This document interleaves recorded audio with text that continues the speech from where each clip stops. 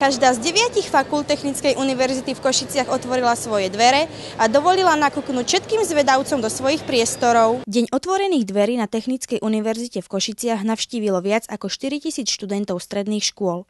Celú akciu oficiálne otvoril v aule Maxima rektor Technickej univerzity Anton Čižmár. Deň otvorených dverí na Technickej univerzite v Košiciach je každoročná udalosť. Tohto roku prebehol už 12. ročník tejto veľmi úspešnej akcie. Organizácia patrí prorektorovi pre vonkajšie vzťahy a marketing, ale samozrejme, že pomáha celý tím na sekretariáte rektora. Sú do toho zapojení študenti. Prečo by si mali študenti končiacich ročníkov stredných škôl vybrať pre svoje ďalšie pôsobenie práve Technickú univerzitu v Košiciach?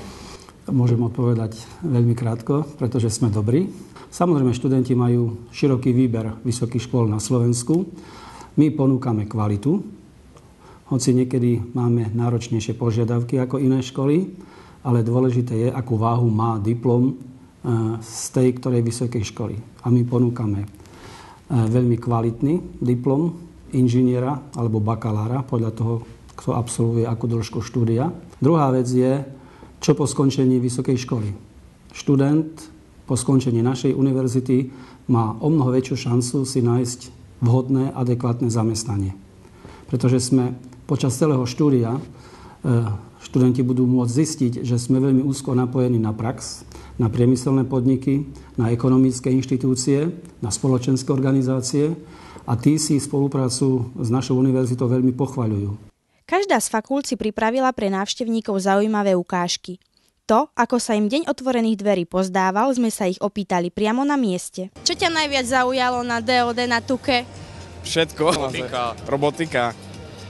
Roboti. Tak najviac pozemné staviteľstvo a tie výkresy a na počítačoch, ako sa to stavalo a rysovalo.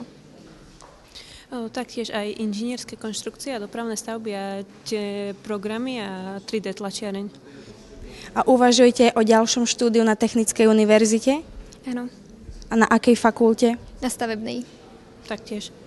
Katarína Radkovská, študentská televízia.